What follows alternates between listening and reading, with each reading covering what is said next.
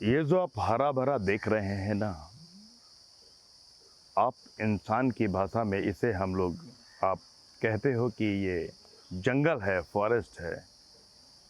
यही हमारा कभी आशियाना हुआ करता था। इन जंगलों में, हरी भरी वादियों में हम अपनी ज़िंदगी गुजारा करते थे। कभी इन टहनियों से उन टहनियों में, कभी इस डालियों से उस डालियों तक हम घूमा करते थे और ज़िंदगी की बहुत अच्छी अच्छी मज़े लूटते थे। साथ में मज़े की बात ये होती थी, हमारी बहुत सी प्रजातियां पाई जाती थी यहाँ पर।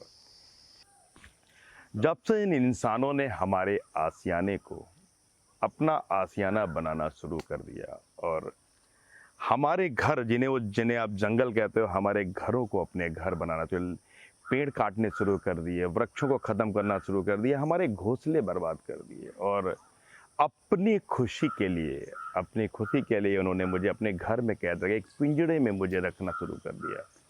ये है मेरी ज़िंदगी और ये है कहानी।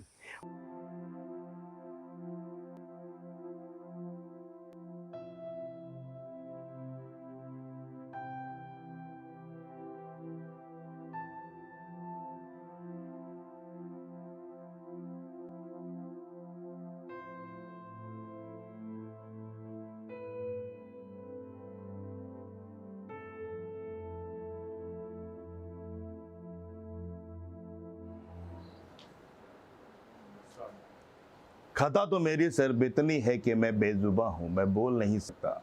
लोग मुझे बड़ी मोहब्बत से अपने घर पे लाते हैं, बड़े प्यार और दुलार से पालते हैं। गलियों में मैं घूमने वाला आवारा कुत्ता जानवर भी समझते हैं। कभी कभी मुझे मार के, जब कभी भी मुझे कोई दिक्कत पड़ती है या कोई कष्ट होता है, तो ऐसे फेंक देते हैं दुत्कार के लावारिस की तरीके से कि मुझे पूछने वाला कोई नहीं होता। खता सिर्फ इतनी है कि मैं बेजुबां हूँ, मैं बोल नहीं सकता, मैं बता नहीं सकता। मगर ऐसा नहीं कि आज हमारे देश में या हमारे शहर में इंसानियत ख़त्म हो गई है। अभी भी कुछ लोग हैं जो हमारे लिए कुछ ना कुछ करते रहते हैं हमारी ज़िंदगी, क्योंकि हम तो बेसहारा हैं। हम सिर्फ आपकी तरफ देखते हैं, आपके नियत, आपकी जूठन खा के ज़िंदगी के अपने सारे पड़ाव पार करते हैं। खता सिर्फ इतनी है कि मैं बेजुबां हूँ। आज की कहानी की शुरुआत होती है एक ऐसे शख्सियत से, नाम है उनका विवेक तिवारी है। बिल्कुल हम उनसे बात करेंगे जिनकी अपनी संस्था है बेजुबान फाउंडेशन। पेट्स लवर हैं। सड़क पे जो आवारा कुत्ते घूमते हैं या जानवर घूमते हैं, उनको बड़े मोहब्बत से, बड़े प्यार से अपने घर में लाके शरण देते हैं और अपने ही खर्चों से, अपने ही घर पे, घर के हर कमरों में उनको पालते हैं, अपने बच्चे, अपने बेटे की तरीके से। तो आज हम बात करने जा रहे हैं विवेक तिवारी से।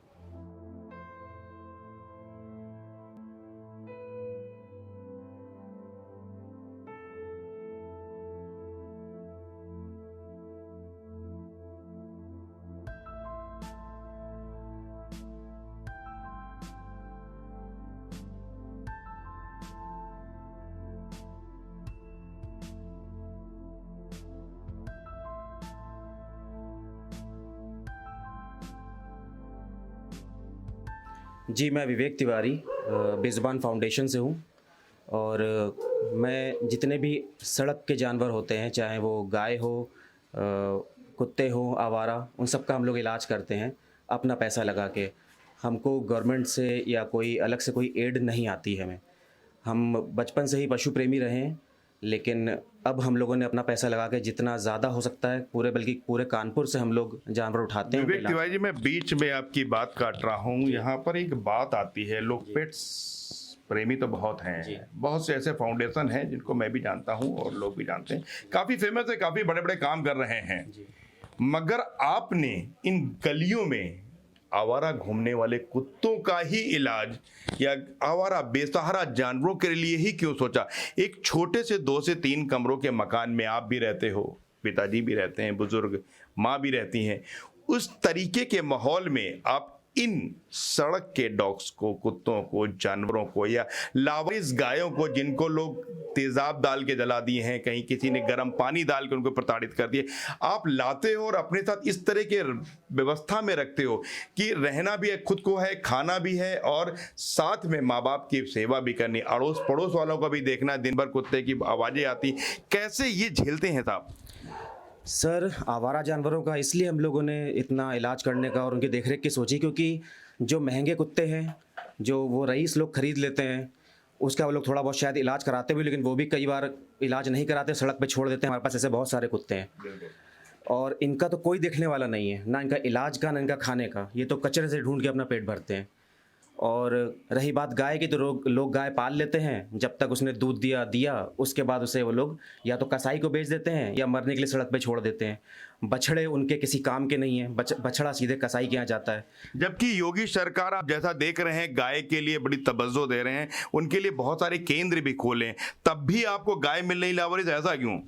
सर योगी जी से हमें बहुत उम्मीदें थी, लेकिन योगी जी के आने के बाद तो गाय सड़क से उठाई जाती हैं और उसके बाद गौशाला भिजवा दी जाती हैं। गौशाला के अंदर ना इनको ढंग का चारे का इंतजाम है और जो गाय वहाँ गिर गई वो खत्म ही होती है। ऐसा क्यों, आपने क्या अभी देखा है? जी हाँ सर, हम गौशाला कई बार निरीक्षण करने जा चुके हैं और यहाँ से जो गाय वहाँ गई हैं, जिनको थोड़ी बहुत भी चोट लगी होती है, उनके कीड़े पड़ बहुत जाते हैं। बड़ी बात विवेक तिवारी जी कह रहे हैं, जो कि बेजुबान फाउंडेशन के कर्ता धर्ता हैं। इन्होंने एक बात बताई है कि योगी जी ने गौशाला तो बनवा दी, अधिकारियों ने सारी व्यवस्थाएं तो करा दी, कापी किताबें और फाइल्स में, मगर जरा जाके देखिए कि वहां दुर्दशा कैसी है। ये हमारे विवेक तिवारी जी बता रहे हैं कि वहां पे गायों की दुर्दशा क्या है। जरा बताइए विवेक तिवारी जी। सर वहाँ पर सिर्फ सूखा भूसा आता है, उसमें कुछ सानी आनी कोई बनाई नहीं जाती। जो गाय जिसके थोड़ी बहुत भी चोट होती है उसका वहाँ कोई देख रेख नहीं करने वाला, उनके कीड़े निश्चित तौर पे पड़ जाते हैं। जो गाय लेट गई उसको कोई पलटाने वाला नहीं होता है, वो भूखी प्यासी मरती है वहाँ पे। योगी जी के सपने को तोड़ता हुआ ये गौशाला हमारे विवेक जी बता रहे हैं। और इसी तरीके से विवेक जी ने अपने 2-3 कमरों के मकान में उन आवारा जानवरों को, मैं आपको बराबर दिखाऊंगा अपने कार्यक्रम में, कि उन आवारा जानवरों के लिए दिन रात मेहनत करते हैं। आज बीटेक करा हुआ स्टूडेंट यूथ जाग रहा है मगर सरकार सो रही है। तो विवेक जी ये बताइए, आप कैसे मैनेज करते हो? सर ये इसमें जितना भी फंडिंग होती है वो मेरा फंडिंग कहाँ से आती है? सर ये पूरा हमारा अपना पैसा है। और जब कोई बड़ा ट्रीटमेंट होता है, जैसे किसी की सर्जरी हुई किसी डॉग की, उसमें अगर 12-13 हज़ार रुपये खर्चे होते हैं तो हम लोगों से अपील करते हैं डोनेशन की, तो उसमें से 40-50% डोनेशन आ जाती है। कैसे डोनेशन के लिए आप क्या करते हो? कौन सा तरीका अपनाते हो कि आपको डोनेशन की व्यवस्था हो जाती है या फिर नहीं होती है? सर हम जितने दोस्त हैं, जितने हमारे वॉलंटियर हैं, हम ही सब अपने व्हाट्सएप स्टेटस या फेसबुक पे लगा लेते हैं डोनेशन अपील, और उससे जितने लोगों को कन्वे हो जाता है उतनी हमको डोनेशन आ जाती है। अरे आपके पास अभी कितने जानवर हैं और कौन कौन तरह के जानवर हैं? सर मेरे पास 40+ डॉग्स हैं, मेरे पास 4 गायें हैं, 2 बछड़े हैं। ये सब आवारा ही हैं, कोई हमारे पालतू नहीं है, इनका सब इलाज के लिए आए थे। हमारे पास चील है जो आप पीछे देख सकते हैं, इसका पंख टूटा हुआ, ये कभी ज़िंदगी में उड़ नहीं पाएगी, इसलिए इसकी लाइफ टाइम रिस्पॉन्सिबिलिटी हमारी है। अच्छा। और हमारे पास बंदर हैं, 2 छोटे बच्चे हैं और इनका ट्रीटमेंट चल रहा है। ये बंदर कहाँ से लाए थे आप? सर एक बंदर फूलबाग से लाए थे, उसकी माँ ट्रांसफार्मर से चिपक के मर गई थी। अब यहाँ पर ये कहना पड़ेगा कि हमारे शायद जो बिजली के अधिकारी हैं वो उतना अच्छा काम नहीं करते, वरना अगर उसकी रेलिंग पे करंट आ रहा, किसी ने बताया नहीं ना, उन्होंने देखा, इसलिए उसकी माँ चिपक के मर गई। वो 10 दिन का बच्चा था और दूसरे बच्चे की रीढ़ की हड्डी टूटी हुई है, शायद किसी बड़े बंदर ने काटा हो।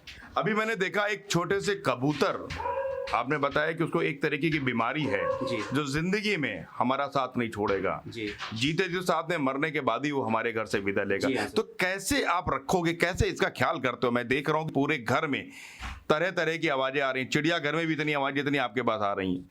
जैसा कि विवेक तिवारी जी ने हमको बताया कि ये बिल्कुल रियल चील अब इनके साथ जिंदगी भर का मेहमान है और ये जिंदगी भर इनके साथ जब तक ये जिएगा तब तक विवेक तिवारी के साथ रहेगा। और विवेक तिवारी जी की पूरी रिस्पॉन्सिबिलिटी है, ये उनकी सेवा कर रहे हैं और करते रहेंगे, इन्होंने वादा भी किया है। आइए चलते हैं इनके वॉलंटियर से बात करेंगे और भी इनके पशु पक्षी से हैं। तो चलिए बात करते हैं बेजुबान फाउंडेशन के कुछ और भी मेंबर से। हमारे साथ 2 गर्ल्स भी हैं जो बॉयज के साथ कंधे से कंधा मिला के काम करती हैं। मैम आपका क्या नाम है? सर प्रतिभा। प्रतिभा, क्या किया है आपने और क्या कर रही हैं? सर हम स्टूडेंट हैं, किस चीज की? सीए की स्टूडेंट बेजुबान फाउंडेशन में काम कर रही। ये बताइए, जैसा कि आपका हमको मालूम पड़ा आपके ग्रुप से कि इस बंदर के बच्चे को रेस्क्यू करके आप लाई थी, कहाँ से लाए थे? सर इनको फूलबाग से लेके आए थे। फूलबाग से लेके आए थे, कैसा, क्या मतलब क्या कंडीशन में था? सर इनकी मदर एक्सपायर हो गई थी। मदर कैसे एक्सपायर हो गई थी? ट्रांसफार्मर के जलने की वजह से इसकी मदर की डेथ हो गई थी सर। जी, फिर? सर ये बच्चा वहीं बगल में लेटा हुआ था। अच्छा। वो उसमें तारों के बीच में फंसा था जी। और इसकी स्किन पूरी जल गई थी सर। अच्छा तो इनको वहाँ से बचा के लाए थे, फिर इनकी मदर का हम लोग ने अच्छा, अंतिम संस्कार किया, बेदुबी दी। ये बताइए, जैसे कि आप रेस्क्यू करने जाते हो, पूरी टीम जाती होगी कहीं, जिसके जिसके क्षेत्र में जो कैसे करते हो, क्या प्लानिंग करते हो? सपोज बंदर का बच्चा है, आपने तो कभी पकड़ा नहीं, कैसे प्लानिंग करते हो? सर रेस्क्यू हमें सिखाया जाता है, सर से हम काफ़ी कुछ सीखते हैं किस तरीके से हैंडल करना है केसेस को। और सबसे पहले तो ये देखते हैं कि ये इमरजेंसी केस है तो तुरंत उसे डॉक्टर के पास ले जाते हैं और फिर फर्दर ट्रीटमेंट जो भी डॉक्टर बताते हैं हम उस पर काम करते हैं। अच्छा, वो तो ठीक है। अब एक बात बताइए, एक छोटे से 2-3 कमरों के मकान में आपकी पूरी टीम लगी रहती है, घर में पेरेंट्स भी रहते हैं, मदर फादर भी रहते हैं, कैसे मैनेज करते हैं ये बताइए मैडम, बहुत बड़ी बात है। जी सब मैनेज कर लेते हैं। जैसा कि मैं आपसे बता रहा हूं कि इन कुत्तों को, ये जो सड़क में घूमने वाले, जिन्हें हम लोग आम आदमी सब लोग जबान से कहते हैं कि आवारा कुत्ते, ये आपके यहाँ 40-45 हैं 2 से 3 कमरों के मकान में, जिनका प्रॉपर वे पे ट्रीटमेंट भी कर रहे हो और बहुत अच्छे से देख रेख कर रहे हो। मैंने देखा कि छोटे से कानपुर शहर की एक लेबर क्वार्टर में रह के एक HBTI के बीटेक करे हुए बंदे ने अपने पास रखा है और इनका कोई रहनुमा मिलेगा भी नहीं, ये भी कंफर्म है। कैसे इसको आप मैनेज करते हो? सर मैनेज कर लेते हैं, अगर दिल में प्यार है तो आप सब मैनेज हो जाता है। कुछ पेरेंट्स का सपोर्ट होता है, कुछ फ्रेंड्स होते हैं और हमें अच्छे वॉलंटियर्स का साथ होता है तो हम सब कर लेते हैं। नहीं वो तो ठीक है, अच्छे मैंने देखा पेट्स लवर बहुत हैं, महंगे महंगे पेट्स को पाल लेते हैं और फोटो खींचते हैं, उनके बड़ी नाम है, पूरे हिंदुस्तान में नहीं पूरे वर्ल्ड में नाम है कि बहुत पेट्स लवर हैं। मगर आप तो जंगली और इन कुत्तों जानवरों को जिनका कोई देख रेख वाला उन्हीं को पकड़ लाते हैं, इसका क्या मतलब है? सर उन्हें देखने वाला कोई नहीं है, पेट्स हैं, हम पेट्स का ख्याल रख सकते हैं अपने घर में, बट जिन्हें अबैंडन कर दिया गया है, छोड़ दिया गया है बेसहारा, हम उन्हें लेकर आते हैं और फिर हम उनका ध्यान रखते हैं। बहुत बढ़िया बात। अच्छा ये बताइए, अगर आपको सरकार या प्रशासन से कुछ कहना चाहें, अगर हम कहते हैं हमारे चैनल के माध्यम से आप प्रशासन या शासन या किसी से भी कुछ कहना चाहते हैं, तो क्या आप मैसेज डालेंगे? सर हम यही कहना चाहते हैं कि एनिमल्स के लिए थोड़ा सा स्ट्रिक्ट रूल्स बनाएं, लॉज बनाएं, जिससे जो एनिमल अब्यूज़ केसेस होते हैं वो कम आए हमारे पास। लोग मज़े में एनिमल्स को मारते हैं, पीटते हैं, उनके साथ क्रुएल्टी करते हैं, तो इसके लिए स्ट्रिक्ट रूल्स बनने चाहिए जिससे कि ये एनिमल अब्यूज़ के केसेस कम हो। इन आवारा जानवरों को जिनका कोई भी रहनुमा ना मिलना है ना मिलेगा, इनके लिए आप शासन या प्रशासन से क्या कहना चाहेंगी? सर हम यही कहना चाहते हैं कि जैसे जो बेसहारा लोग होते हैं उनके लिए शेल्टर होता है, इसी तरह किस तरह का शेल्टर, मतलब कैसा चाहते हैं आप बताइए ना, बिल्कुल खुल के शेल्टर बताइए। जहाँ पर इन्हें खाना पानी मिलता रहे और सर छुपाने की जगह मिले। बारिश में और धूप में, कड़ी धूप में ही बाहर पड़े रहते हैं, लोग दुत्कार कर निकाल देते हैं अपने घर से, तो एटलीस्ट इनके लिए एक शेल्टर होना चाहिए जहाँ पर ये सर छुपा सके। बेजुबां फाउंडेशन की सरकार और प्रशासन से ये विनम्र अनुरोध है, निवेदन है कि सरकार अगर जगह जगह जैसे जहां पे पेड़ लगाती है शेल्टर टीन सेट डाल दे, छोटे मोटे खाने की व्यवस्था कर दे। ये बेजुबां जो बोल नहीं सकते, जो अपना दर्द बयान नहीं सकते, सरकार उनके लिए क्या कभी कुछ किया है? आपने गौशाला खोल दी, क्या कभी सरकार ने देखा है कि गौशाला में क्या हो रहा है? जगह जगह गलियों में अगर आप शेल्टर होंगे, टीन सेट डाल दें, तो ये जानवर जो धूप में तपते हैं, ये जो गाय सड़क में घूमती है आवारा, इनको बैठने के लिए, इनको पानी की व्यवस्था हो जाए तो मेरे हिसाब से कोई बहुत बड़ी बात नहीं। आप क्या कहना चाहती हैं?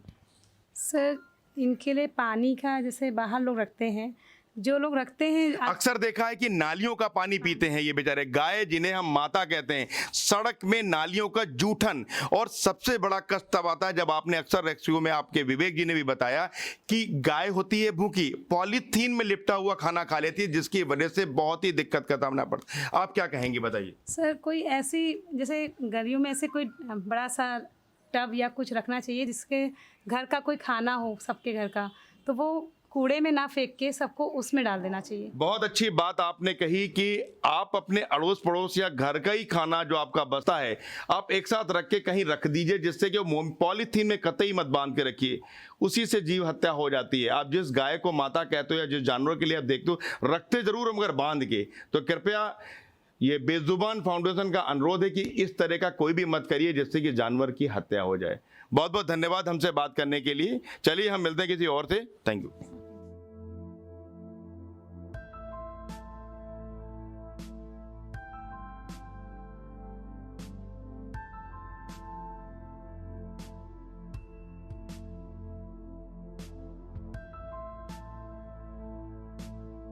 और हमारे साथ हैं विवेक तिवारी जी की माताजी, जिनकी वजह से बेजुबान फाउंडेशन चल रहा है। नहीं तो कोई भी माता पिता अपने घर में 1-2 तो रख सकता है, 50-60 कुत्ते और जंगली जानवर स्नेक्स तक रखने को नहीं कहेगा।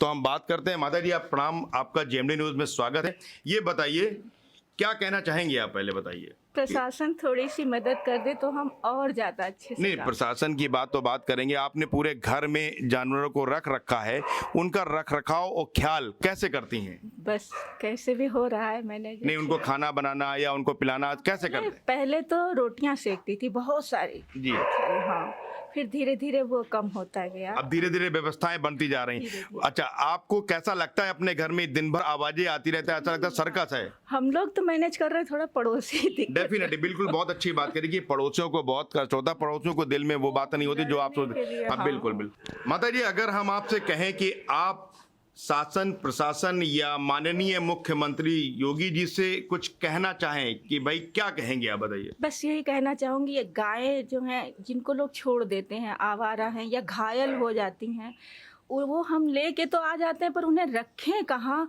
बारिश हो रही, अभी 2 बच्चियां हमारी जो हैं बच्चे देने वाली, कहीं शेल्टर ही नहीं है। मुझे इतनी चिंता हो रही, मैं कहाँ उनको रखूं? अगर थोड़ी मदद करते प्रशासन जगह की, बाकी तो हम सब। मतलब आप अपने लिए नहीं, इन बेसहारा जानवरों के लिए आप चाहती हैं। बुजुर्ग लगभग 80+ मदर कह रही है, गुहार कर रही है सरकार से कि ये जो बच्चे, जो यूथ आज जाग रहे हैं, अगर आप इनको मजबूत बनाना चाहते हो तो इनके लिए जो इनकी डिमांड है, इनके लिए अपने लिए डिमांड नहीं है, इनके सिर्फ उन बेसहारा जानवरों को रखने के लिए सरकार से इस विनम्र अनुरोध कर रही है कि अगर सरकार इनके लिए शेल्टर रूम या कहीं पे भी जगह दे दे, जिसकी वजह से ये उन आवारा जानवरों का रख रखाव रखे जिनका कोई भी सहारा नहीं है ना माता जी? और हमारे साथ हैं, क्या नाम है आपका मैडम? डॉक्टर कोपिल। डॉक्टर कोपिल, आप MBBS Kanpur medical college GSVM से किया है और इनकी प्रमुख कड़ियों में से एक कड़ी है डॉक्टर साहब। डॉक्टर साहब ये बताइए, अक्सर आपके पास स्नैक्स भी आ जाते हैं, आप कैसे मदद करती हो आप?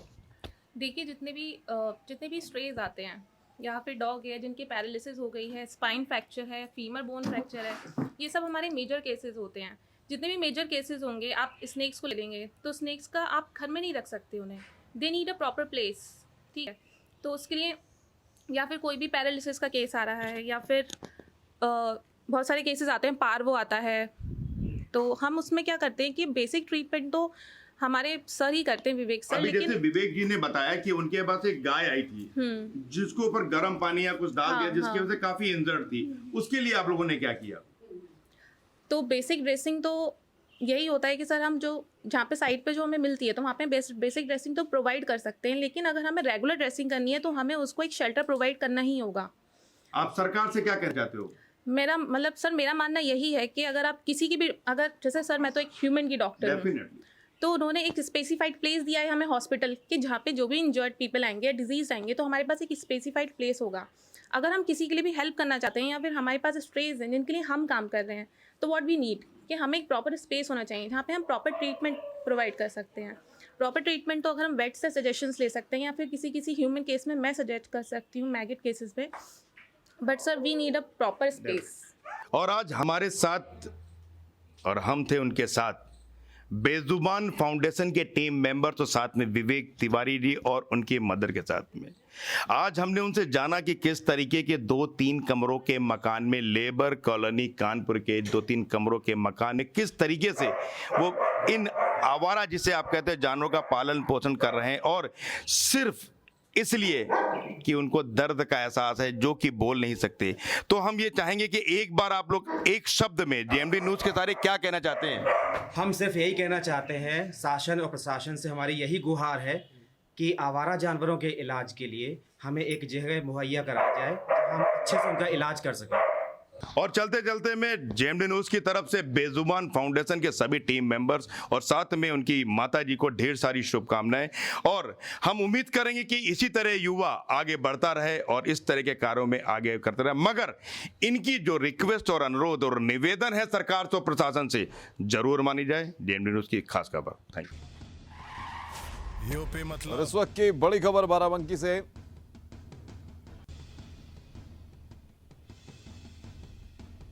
जहां कोविड गाइडलाइन नियमों की उड़ाई गई धज्जियां।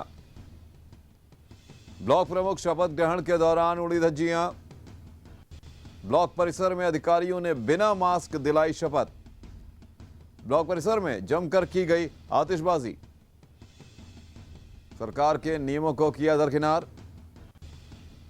इस खबर पर अधिक जानकारी के लिए हमारे संवाददाता सत्येंद्र हमारे साथ जुड़ गए हैं। सत्येंद्र, ब्लॉक प्रमुख शपथ ग्रहण के दौरान बाराबंकी में कोरोना गाइडलाइन की धज्जियां उड़ी, क्या जानकारी?